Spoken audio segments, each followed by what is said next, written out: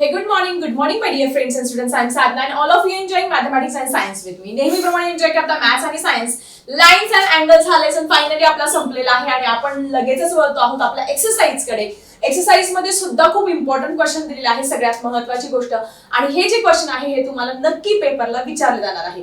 सगळ्यात महत्त्वाचं, ह्या प्रश्नांचा उपयोग फक्त आपल्याला 6वीच्या तुमच्या रेग्युलर सिलेबस साठी नाही करायचा, तर ह्या प्रश्नांचा उपयोग आपल्याला कॉम्पिटिटिव्ह एक्झाम साठी सुद्धा करायचा आहे. जर तुम्ही एमपीएससी, यूपीएससी किंवा कुठल्याही कॉम्पिटिटिव्ह एक्झामचं बघितला सिलेबस, तर एनसीईआरटीच्या 5वी ते 10वीच्या पुस्तकांमधून हे प्रश्न विचारले झालेले आहेत. तर आपला हा exercise number 2, choose the correct option. A complete angle contains dash dash right angles. आता कंप्लीट अँगल तुम्हाला ऑलरेडी मी शिकवलेला आहे. कंप्लीट अँगल हा असतो तुमचा कितीचा असतो? 360 डिग्रीचा असतो complete angle. Complete reflex angle आणि कंप्लीट अँगल. पूर्ण सर्कल काय असतं तुमचं? पूर्ण सर्कल तुमचं 360 चं असतं. तसंच कंप्लीट अँगल पण काय असतं तुमचं? 360 चा असतो. Complete angle contains dash dash right angle. आता हे तुमचं सर्कल आहे, हे काय आहे? तुमचं सर्कल आहे, हे 360 चं आहे. मग याच्यात किती राईट अँगल येतील रे? मग 2 जर भाग केले म्हणजे तुमचा काही स्ट्रेट अँगल. स्ट्रेट अँगल किती झाले? 180 डिग्रीचे. ठीक आहे, पण आपल्याला 180 ची विचारले का नाही? त्यांनी विचारलं आपल्याला राईट अँगल. या कंप्लीट अँगल मध्ये किती राईट अँगल्स असतात हा प्रश्न त्यांनी आपल्याला इथे विचारलेला आहे. मग याचे जर आपल्याला 4 भाग केले, या कंप्लीट अँगलचे जर आपण 4 भाग केले, तर हा 90 डिग्री, हा 90 डिग्री, हा पण 90 डिग्री आणि हा पण 90 डिग्री. 90 90 90 आणि 90 किती झाले सांगा तुमचे? हा पहिला राईट अँगल, हा दुसरा राईट अँगल, हा तिसरा राईट अँगल आणि हा चौथा राईट अँगल. मग 90 into 4 360 होतात का बघा बरं. 4 0 जा 0, 4 9 जा 36. म्हणजे तुमच्या कंप्लीट अँगल मध्ये असे किती राईट अँगल बसणार आहे? असे एकूण 4 राईट अँगल बसणार आहे. आणि मग तुमचा काय होणार आहे? कंप्लीट अँगल तयार होणार आहे. सो आन्सर काय आहे? 4 राईट अँगल. सो पहिल्या प्रश्नाचा आन्सर आहे तुमचं डी. सो एक्सरसाइज मधला हा first question fill in the blanks आपण बघितले आहे. Let's move to the next fill in the blanks. So second fill in the blanks तुमच्या समोर आहे. If a straight angle is divided into 3 equal parts. हा काय आहे तुमचा? Straight angle. स्ट्रेट अँगल किती असतो? 180 डिग्रीचा काय असतो तुमचा? स्ट्रेट अँगल असतो. Is divided into 3 equal parts. याला डिवाइड केलं 3 इक्वल पार्ट्स ने. मग आपण याला असं पण लिहू शकतो, डिवाइड म्हणजे आपण पण लिहू शकतो. ठीक आहे ना? Is resulting angle will be. मग प्रत्येक अँगल कितीचा येणार आहे? 180 चे 3 इक्वल पार्ट केल्यानंतर प्रत्येक अँगल कितीचा येणार आहे? मग साधी गोष्ट, 3 ने भाग देऊया. 3 1 जा 3, 3 6 जा 18, 3 0 जा 0. म्हणजे प्रत्येक अँगल येणार आहे तुमचा 60 डिग्रीचा. एखाद्याला हे डिवायडेशन असं जमत नसेल तर त्याने अशा पद्धतीने बघा, इकडे तुम्हाला करून दाखवते, त्याने अशा पद्धतीने डिवायडेशन केलं तरी चालणार आहे.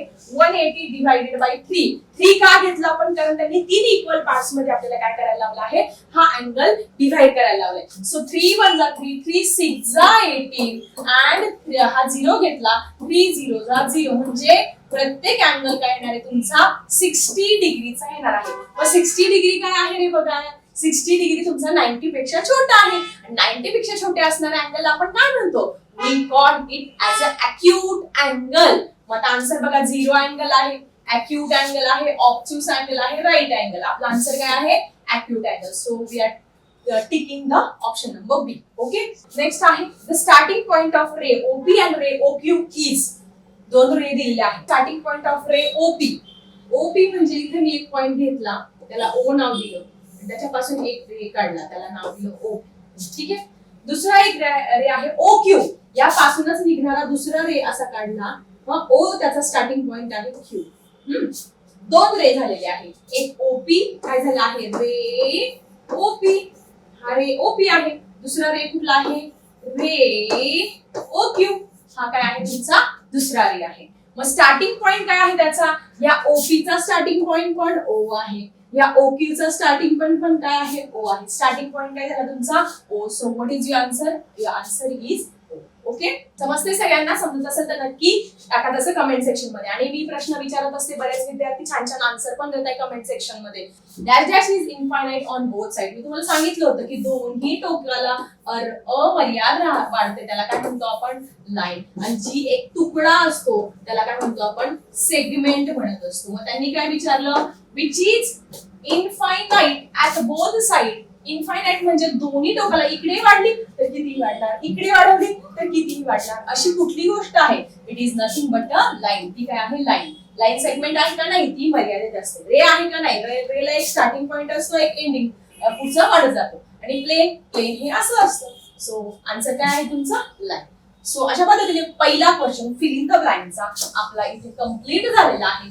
Let's move to the question number 2. Match the pair. आता मॅच द पेअर त्याच विद्यार्थ्यांना समजेल ज्या विद्यार्थ्यांचे सगळे टाइप्स ऑफ अँगल क्लिअर असणार आहे. मग 91 डिग्री. 91 डिग्री म्हणजे काय रे? 90 पेक्षा मोठा पण 180 पेक्षा छोटा. कोणता असतो? 90 पेक्षा मोठा, 180 पेक्षा छोटा, greater than 90, less than 180 means which is obtuse angle. So याचा आन्सर काय आहे? आता तुम्ही अशा रेषा नाही मारायच्या, मोठे झालेत तुम्ही, नाही तर एखादा अशा रेषा मारेल, नाही मारायच्या अशा रेषा. याचा ऑप्शन आहे तुमचा option number E, obtuse angle. 180 degree. 180 degree काय सांगितलं तुम्हाला? Straight angle. किती आहे straight angle? 180 degree. 180 degree straight angle कुठे बघा? Option number A. 360 degree complete angle, पूर्ण सर्कल 360 डिग्रीचं असतं. So 360 degree complete angle, option number B. 215 that is most important. 215 एक अँगल असा असतो की जो 90 पण नाही, 90 पेक्षा मोठा असून 180 डिग्री पेक्षा काय, 360 पेक्षा काय असतो? छोटा असतो. 360 पेक्षा छोटा म्हणजे त्याला आपण रिफ्लेक्स अँगल म्हणतो. माहिती तुम्हाला? मी असं करून दाखवलं की लक्षात द्यायचं, तो reflex angle. So reflex angle कुठला आहे? 215 डिग्री. 90 डिग्री पता है हमको? 90 डिग्री मीन्स अपन का right angle. Okay, so right angle. चलो चलो किधर राइट एंगल? देखो इधर. So in this way we solve question number 2 also. किती सोपे प्रश्न आहे. Let's move to question number 3 which is very simple. हे पाहून घाबरून जाऊ नका, सोपं आहे अगदी. Write the names of, write the answer by looking this figure. ही फिगर बघायची, ही फिगर बघून आपल्याला आता प्रश्नांची छानपैकी उत्तरं द्यायची आहे. ठीक आहे. Write the names of all the rays in figure.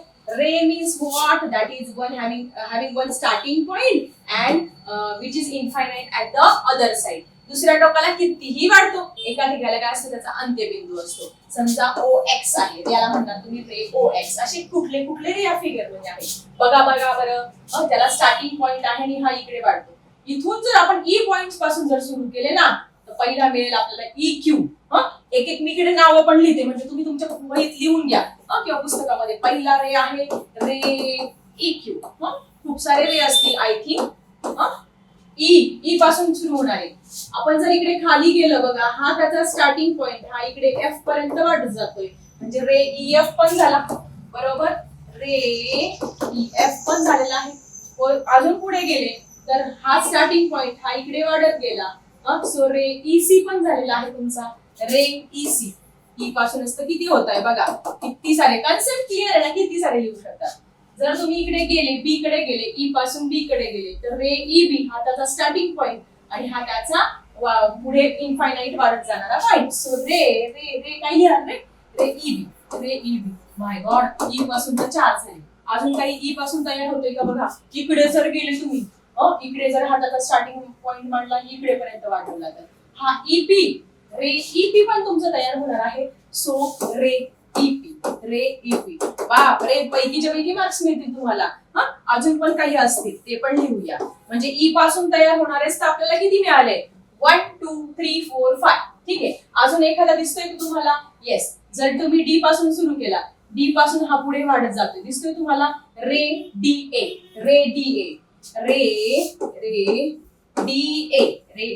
बस संपले वाटतं मला. बस एवढे 6 रे काढले आपण. 6 रे लिहिली आहे. सो पहिला क्वेश्चनचा आन्सर तुमचा क्लिअर झाला. नेक्स्ट क्वेश्चन काय आहे बघा. On which lines the point E is located. Point E बघा, दिसतोय हा पॉइंट E. हा तुमचा पॉइंट E आहे. तो कुठल्या लाईन वरती आहे? लाईन म्हणजे काय? लाईन म्हणजे अशी ही figure, that is the figure in geometry which is infinite at the both side. Both साइडला कितीही वाढत जाते, त्याला आपण लाईन म्हणत असतो. ठीक आहे, मग अशी कुठली लाईन आहे? ई कशावरती लोकेटेड आहे? हा ई पॉइंट आहे. जर तुम्ही ही बघितली तर ही तुमची लाईन आहे आणि ह्या लाईनचं नाव काय आहे रे? P and Q. मग ही कुठली लाईन आहे? Horizontal P Q line. मग तुम्हाला दोन्ही लाईन, नंतर अजून एक व्हर्टिकल लाईन पण आहे. व्हर्टिकल म्हणजे उभी रेषा पण तुम्हाला दिसते, तिचं पण आपल्याला नाव लिहावं लागणार आहे. पहिले आपण हॉरिझॉन्टल लिहूया. मग दुसऱ्या प्रश्नाचा आन्सर काय घेणार आहोत आपण सेकंड क्वेश्चनचं? दॅट इज हॉरिझॉन्टल म्हणजे आडवी रेषा. हॉरिझॉन्टल म्हणजे काय रे? Horizontal line. हॉरिझॉन्टल लाईन आडवी रेषा जर तुम्ही म्हटले तर आम्ही सगळं एकदम अॅक्युरेट उत्तर देणार आणि असं कसं शॉर्टकट वगैरे उत्तर देणार नाही. आपण मस्त उत्तर द्यायचे आहे. हॉरिझॉन्टल पी क्यू लाईन आहे. Horizontal P Q line P Q. आणि जर तुम्हाला व्हर्टिकल विचारली, व्हर्टिकल म्हणजे काय रे? व्हर्टिकल म्हणजे उभी, हॉरिझॉन्टल म्हणजे आडवी. याला तुम्ही व्हर्टिकल म्हणणार. गणिताच्या भाषेमध्ये लक्षात ठेवा, उभी व्हर्टिकल, हॉरिझॉन्टल आडवी. ठीक आहे, मग आता व्हर्टिकल कुठली लाईन आहे रे? हे जर आपण हे पॉइंट घेतले CF, व्हर्टिकल कुठले? CF, त्याच्यावरती हा ई पॉइंट लोकेटेड आहे. आडवी म्हटलं तर PQ वरती आहे, उभी म्हटलं तर CF वरती आहे. मग व्हर्टिकल लाईन कुठली रे? कुठली रे? CF. CF. बघा किती सोपा प्रश्न होता की ई कुठे लोकेट होता, ई हा पॉइंट कुठे होता. तर तुम्ही ई हा पॉइंट PQ ह्या आडव्या रेषेवरती म्हणून लिहिणार हॉरिझॉन्टल लाईन PQ. CF या उभ्या रेषेवरती, उभ्याला म्हणणार आपण व्हर्टिकल म्हणून CF असं लिहिणार, vertical line CF. Clear? Next question काय आहे बघा, थर्ड क्वेश्चन आपला. Write the names of line segment in the figure. Line segment म्हणजे अशी figure which having the two end points which is a specific in measurement. एक विशिष्ट सेंटीमीटरची असते आणि त्यांना दोन अंत्यबिंदू असतो. त्याला आपण काय म्हणत असतो? We call it is as a line segment. याला काय म्हणतो आपण? Line segment. मग असे दोन अंत्यबिंदू असलेल्या कोणत्या कोणत्या फिगर इथे आलेल्या आहेत? तर आपण इथून सुरुवात करूया. हा एक पॉइंट घेतला आणि हा एक पॉइंट घेतला तर काय होईल तुमची? Segment PD. इथे आपण लिहित जाऊया. Segment PD. सेगमेंट लिहिण्याऐवजी सेग हे त्याचं शॉर्ट फॉर्म आहे, ते तुम्ही यूज करायचं आहे. हा आणि हा मिळून PD तयार होईल. बघा, ही आणि ही तयार होईल. त्यानंतर हा जर घेतला आणि हा जर घेतला तर एक सेगमेंट तयार होईल जिचं नाव आहे DA किंवा AD. Okay, segment DA. Segment DA. पुढचं बघा, थर्ड ही झाले, ह्या दोन सेगमेंट मिळाले. मी जर हा पॉइंट घेतला आणि हा पॉइंट घेतला तर मला अजून एक सेगमेंट मिळेल. काय नाव आहे रे त्याचं? Segment DE. सेगमेंट DE मिळणार आहे. त्यानंतर अजून आहे का बघा, एक एक जायचंय, टेन्शन घ्यायचं नाही. आता ई पासून तर जास्तच बनणार आहे बघा. हा एंड पॉइंट घेतला आणि इकडे सी कडे गेले. हा एक त्याचा एंड पॉइंट घेतला तर segment EC. Segment EC. E पासून बनणारे खूप दिसतंय मला. नंतर हा जर एंड पॉइंट घेतला आणि हा एक पॉइंट घेतला त्याचे, तर ही एक सेगमेंट बनणार आहे EB. Segment EB. Segment EB बनणार आहे. त्याच्यानंतर पुढे सेगमेंट हा एक पॉइंट घेतला आणि हा एक पॉइंट घेतला तर सेगमेंट EQ. काय होणार आहे तुमची? Segment EQ. त्यानंतर पुढे जर गेले तुम्ही, EQ झाला ना, हे बघा, EB, EC, EQ, ED, DE already झालंय बघा. DE पुढे, हा D म्हणजे ती E पासून स्टार्ट होते. ठीक आहे, त्यानंतर अजून इकडे गेले तुम्ही, EQ झालं का आपलं? हा, चालेल. आता इथून घेतलं आणि F पर्यंत जर गेले, एंड पॉइंट धरला, EF. काय होईल? Segment EF. Segment EF. So अशा पद्धतीने आपल्याला किती सेगमेंट मिळाला? टोटल आपल्याला 7 सेगमेंट मिळाले. किती? 7 सेगमेंट. सो थर्ड क्वेश्चन पण इजी होता. तो क्या है हमारा फोर्थ क्वेश्चन? हमारा फोर्थ क्वेश्चन है आपके सामने. क्या है? Write the names of the rays whose starting point is E. E से शुरू होने वाले सभी रे के नाम हमको लिखने हैं. So very simple. आपण अगोदरच बघितले E पासून कुठला सुरू होतो? EQ. लगेच नाव लिहूया फटाफट. रे EQ हा पहिला सुरू झाला. दुसरा कुठला रे? रे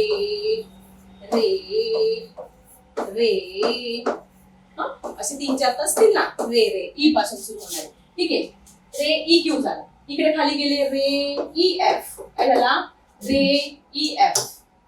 रे हा F आहे बरं का, EF. रे EF EF पण लिहिला. त्यानंतर अजून कुठला रे EC रे EC लिहून घेतलं म्हणजे सोपं जाईल. पुढे इकडे गेलो EB कुठला झाला रे EB. पाच संपले का रे? नाही. इकडे जर गेले इकडे जर पुढे वाढवत गेले हा रे तर हा काय होईल EP. काय तयार होईल तुमचा रे EP. पाचवा रे EP म्हणजे ही पासून सुरू होणारे एक नाही दोन नाही चार रे मिळत आहेत. किती? चार रे. सो फोर्थ क्वेश्चन पण इझी होता. आपण तो पण फटाफट केलेला आहे. Let's move to the last question. What type of angle PEQ and write the name of its side. BEQ हा कुठला अँगल आहे? बघा B पासून सुरू होणारा BE डायरेक्ट काढूनच दाखवते E and Q. हा पूर्ण अँगल कुठल्या प्रकारचा आहे? पहिल्या कळेल. पहिल्या हा स्ट्रेट असेल तर काय असणार याला आपण राईट अँगल म्हणजे 90 अंशाचा कोण म्हणणार? काटकोन म्हणणार. पण तो 90 अंशापेक्षा इकडे झुकलाय हा तुमचा राईट अँगल.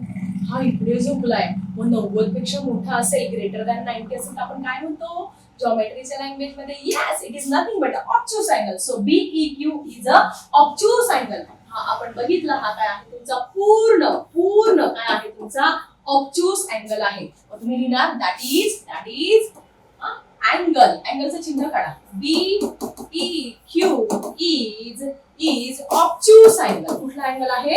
कितव्या प्रश्नाचं? 5 नंबरचा ऑब्ट्यूस अँगल. हा काय आहे तुमचा ऑब्ट्यूस अँगल आहे. Write the name of its side. त्याच्या साइडची नावं लिहायला लावलेली आहे. मग आता तुम्ही जर इथे लक्षात घ्या परत एकदा सांगते तुम्हाला. हा अँगल आहे तुमचा BEQ. याला नाव BEQ. त्याच्या साइड्स कुठल्या येतील रे? साइड्स म्हणजे त्याच्या आर्म्स. तुम्हाला माहिती साइड शिकवल्या मी की हा एक रे आणि हा एक रे एकत्र येतात एका पॉइंट मध्ये आणि त्याच्यापासून अँगल तयार होते. तसंच झालंय. हा एक रे आणि हा एक रे इथे येऊन भेटले आणि अँगल तयार झाला. कुठला? Obtuse angle. मग याच्या साइड्स कुठले येतील? याच्या आर्म्स येतील EQ. EQ ला काय म्हणणार आहे तुम्ही? एक स्टार्टिंग पॉइंट आहे आणि एक इन्फायनाइट वाढतो म्हणजे रे. मग त्याच्या साइड्स त्यांनी काय लिहिलं? Write the names of side. मग त्याच्यात त्यांनी 2 प्रश्न विचारले. एक साइड्स पण विचारले. देअरफॉर साइड्स आर असं लिहा. मग त्या 2 साइडची नावं लिहा. पहिली साइड आहे तुमची रे EQ. रे EQ. दुसरी साइड पण आहे. दुसरा हात कुठला कोणाचा? That is ray EB. Ray EB. या 2 त्याचे काय आहे? ह्या कोणाचे हात आहे. हा एक हात आणि हा एक हात. आणि अशा पद्धतीने हा कुठला तयार झालेला आहे? BEQ. ठीक आहे. Let's move to next question. अशा पद्धतीने क्वेश्चन नंबर 3 मधले टोटल 5 क्वेश्चन होते. आपण फटाफट सॉल्व्ह केलेले आहे. आता आपण जाणार आहोत आपल्या चौथ्या प्रश्नाकडे. फोर्थ क्वेश्चन कडे जाणार आहोत आपण. काय आहे तुमचं fourth question? Let's see. Write the name and types of angles in diagram. हे डायग्राम दिसतील. या डायग्राम मध्ये त्यांची अँगल्सची नावं लिहायची आहेत आणि सगळ्यात महत्त्वाचं तो कुठल्या टाइपचा अँगल आहे ते पण तुम्हाला लिहायचं आहे. तर सगळ्यात पहिले आपण तुम्हाला समजून देते मी. आता P पासून जर आपण अँगल सुरू केला तर POQ हा कुठला अँगल दिसतोय तुम्हाला? Right angle. कुठला दिसतोय? राईट काटकोन. काटकोन दिसतोय. So POQ. मग आपण इथे अँगलचं चिन्ह काढूया. Angle POQ is right angle. हा काय आहे तुमचा? Right angle. एक्झॅक्ट 90 अंशाचा आहे म्हणून हा राईट अँगल आहे. ठीक आहे. दुसरं जाऊया. आता या P पासूनच स्टार्ट होणार बघा. POQ. आता हा थोडा वेळ बाजूला येणार. मी तुम्हाला प्रत्येक वेळेस दाखवते. मग आता एक तर झाला. मग आता आपण सुरू करूया. P पासून सुरू होणारा P पासून हा मधला सोडून जाऊया. हा झाला आपला. झाला POR. मग आता हा तर राईट अँगल होता. 90 अंशापेक्षा काय झाला? हा मोठा आलेला आहे. 90 अंशापेक्षा मोठा. हा जर आपण काढला तर हा राईट होता. 90 पेक्षा मोठा आहे म्हणजे कसा झाला आपला? Obtuse angle. ऑब्ट्यूस 90 अंशापेक्षा मोठा असणाऱ्याला आपण काय म्हणतो? Obtuse angle. So angle POR is obtuse angle. Obtuse angle. पुढे ठीक आहे. हा झाला. परत आपण काय करूया आता? P पासूनच सुरू होणारा POQ झाला. POR झाला. मग ह्या P पासूनच सुरू होणारा POS पण आहे. POS. आता पीओएस जर ऑब्झर्व केला जर इथे आपण सरळ घेतला असता तर तो 90 डिग्रीचा आला असता, पण या सरळपेक्षा तो मोठा आहे म्हणजे 90 अंशापेक्षा मोठा आहे, म्हणजे काय झाला तो ऑब्च्युस अँगल झाला. So angle P O S is obtuse angle, म्हणजे पी पासून तयार होणारेच आपल्याला 3 मिळालेले आहे. ठीक आहे, पीओएस ऑब्च्युस अँगल. ठीक आहे, पी पासून मिळालेले संपले. आता आपण जाऊया नेक्स्ट कडे. पी पासून झाले. आता जर हे पी पासून झाले, इथून छोटासा बघितलोय, हा छोटूसा अँगल आहे, दिसतोय हा तुम्हाला? याचं नाव काय आहे? Q O R. Angle Q O R छोटू दिसतोय, 90 पेक्षा छोटा दिसतोय, म्हणजे काय झालं तुमचा अॅक्यूट अँगल. हा काय आहे तुमचा अॅक्यूट अँगल आहे. स्टुडंट आता आपण बघणार आहोत आपला क्वेश्चन नंबर 5. क्वेश्चन नंबर 5 काय दिले बघा. Find the number of acute angle in each of the following figure. तुम्हाला इथे 3 ट्रायंगल दाखवलेले आहे. या तीनही ट्रायंगल मध्ये प्रत्येक ट्रायंगल मध्ये किती अॅक्यूट अँगल. अॅक्यूट म्हणजे काय रे? अॅक्यूट म्हणजे the angle which is less than 90 degree. असा कोण की जो 90 अंशापेक्षा काय असतो, कमी असतो, त्याला काय म्हणतो आपण अॅक्यूट अँगल. म्हणजेच मराठीमध्ये काय, लघु कोन. मग ह्या प्रत्येक त्रिकोणामध्ये लघु कोणांची संख्या किती आहे हा प्रश्न आपल्याला विचारलाय. बरं तेवढाच प्रश्न विचारलाय का? नाही, पुढे पण काहीतरी दिले बघा. From this draw the correct figure that comes in place D in the above series. आणि डी या ठिकाणी काय येणार आहे हे सुद्धा तुम्हाला काढायचं आहे. ठीक आहे. How many acute angles are form. What pattern is found in the number of acute angle. आणि त्यांच्यामध्ये एक पॅटर्न पण तयार होणार आहे. तो पॅटर्न पण आपल्याला काय करायचं आहे, शोधायचा आहे. आता हे एक्झाम्पल मी 2 पद्धतीने सोडवलेलं आहे. तुम्ही तुमच्या वर्गातल्या मॅथ्सच्या टीचरांना विचारू शकतात की तुम्ही कोणत्या मेथडने शिकवलं. मी 2 पद्धतीने तुम्हाला याचं उत्तर समजावून सांगणार आहे. हा ट्रायंगल असा दिलेला आहे. ह्या ट्रायंगल मध्ये अॅक्यूट अँगल किती आहे. आता ऍक्च्युली हा जो ट्रायंगल आहे तो काय आहे तुमचा इक्विलॅटरल ट्रायंगल. आता इक्विलॅटरल ट्रायंगल म्हणजे काय रे? ज्या त्रिकोणाच्या सगळ्या बाजू सेम असतात आणि सगळे अँगल सारखे असतात त्याला आपण काय म्हणतो असतो, इक्विलॅटरल ट्रायंगल म्हणत असतो. काय म्हणतो? Equilateral triangle. हा प्रश्न स्कॉलरशिपच्या आणि कॉम्पिटिटिव्ह एक्झामच्या दृष्टीने खूप इम्पॉर्टंट आहे आणि बऱ्याच विद्यार्थ्यांमध्ये याच्याविषयी कन्फ्युजन सुद्धा होऊ शकतं. तर हा आहे तुमचा इक्विलॅटरल ट्रायंगल. आता इक्विलॅटरल ट्रायंगलचे काय वैशिष्ट्य आहे की त्याच्या 3ही बाजू काय असतात तुमच्या ह्या सेम असतात आणि अजून काय रे, त्याचे 3ही अँगल्स काय असतात तुमचे सेम असतात. मग आता तुम्हाला सगळ्यांना माहिती आहे की sum of the measurements of all the angles in the triangle is 180 degree. त्रिकोणाच्या 3ही कोणांच्या मापांची बेरीज 180 अंश असते. मग याला कोण किती आहे? 3 आणि ते तिघही सारखे आहे. मग त्रिकोणाच्या 3ही कोणांच्या मापांची बेरीज जर सारखी असते आणि अँगल पण सारखा पाहिजे असेल तर या 180 ला आपल्याला 3 ने डिवाइड करावं लागेल. मग 3 1 जा 3, 3 6 जा 18 and 3 0 जा 0 means each angle of this equilateral triangle or this triangle is 60 degree, 60 degree and 60 degree. 60 60 60 करा बरं. 60 plus 60 120, 120 plus 60 किती झाले? 180. म्हणजे ह्या त्रिकोणाचा प्रत्येक कोण काय आहे तुमचा 60 अंशाचा आहे. आणि ते काय त्यांनी काय विचारलंय? Acute angle. आणि अॅक्यूट अँगल म्हणजे लेस दॅन 90. म्हणजे बघा हा इथे एक अॅक्यूट अँगल तयार होतो. हा पहिला अॅक्यूट अँगल झाला. त्यानंतर इथे दुसरा अॅक्यूट अँगल तयार होतो. हा दुसरा तयार झाला आणि आता इथे हा तिसरा अॅक्यूट अँगल तयार झालेला आहे. ठीक आहे. सो एका त्रिकोणामध्ये अॅक्यूट अँगलची संख्या किती झाली? 3. आता ही तुमच्या पुस्तकामध्ये सेकंड फिगर दिलेली आहे आणि या सेकंड फिगर मध्ये काय विचारले त्यांनी? तुमची अॅक्यूट अँगलची संख्या विचारलेली आहे. हा इथे पहिला अॅक्यूट अँगल तयार झाला 1. त्यानंतर हा इथे सेकंड, हा इथे काय झाला थर्ड. ओके. त्याच्यानंतर इथे काय झाला हा तुमचा 4th, इथे काय झाला तुमचा हा 5th, इथे झाला हा 6th, त्याच्यानंतर हा इथे 7, इथे झाला हा 8, इथे झाला हा 9. इथपर्यंत आलो आपण. पण आतमध्ये सुद्धा अॅक्यूट अँगल तयार झालेला आहे. 9 झाले. इथे पण एक तयार झाला हा काय 10. इथे हा दुसरा तयार झाला 11 आणि इथे हा एक तयार झाला 12. म्हणजे ह्या ट्रायंगल मध्ये ह्या फिगर मध्ये तुमची अॅक्यूट अँगलची संख्या किती आहे तुमची?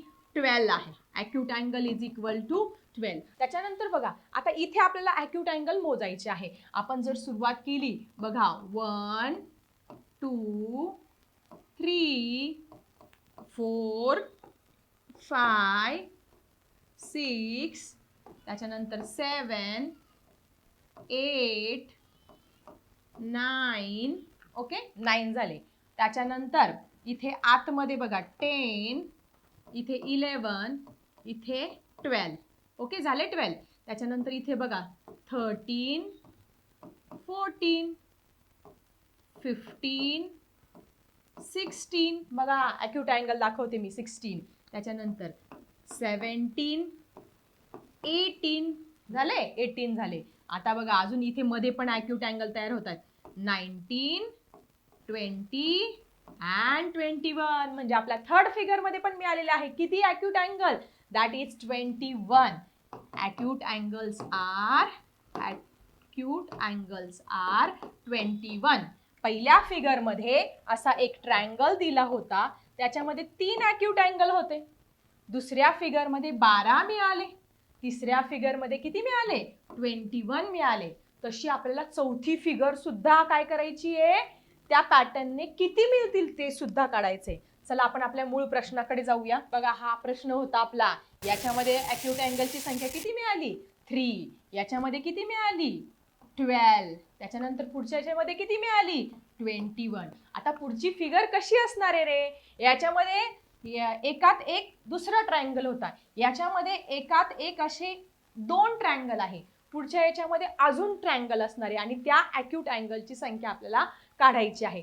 ती मात्र तुम्हाला मी एक स्पेसिफिक ट्रिकने सांगणार आहे आणि त्या पॅटर्न जर तुम्ही गेले तर तुम्ही फटाफट सॉल्व्ह करू शकतात.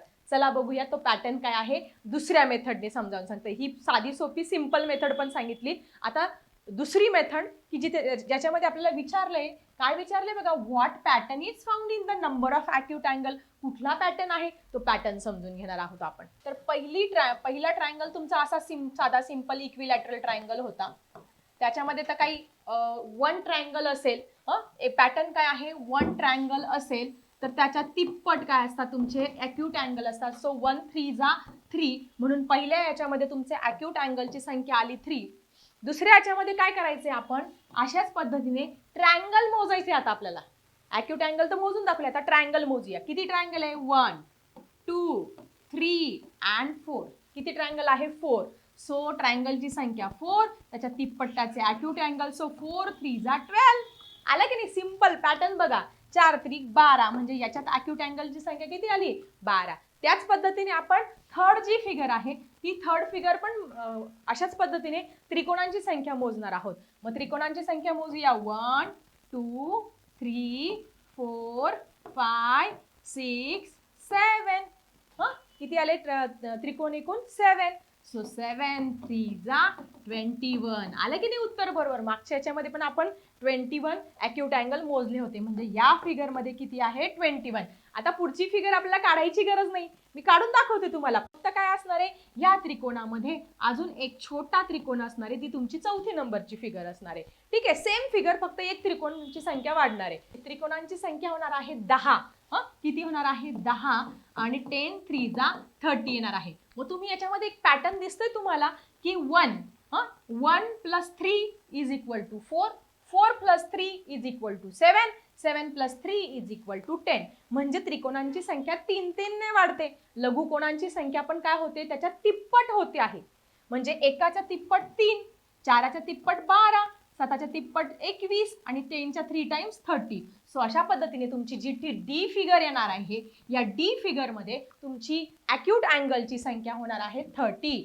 पाहिजे तर तुम्हाला मी याच्यामध्येच ती जी आहे ही जरा रफ करून तुम्हाला ती डी फिगर पण दाखवून देते. डी फिगर काय आहे तुमची? फक्त त्याच्यामध्ये त्यांनी एक ट्रायंगलची संख्या वाढवलेली आहे.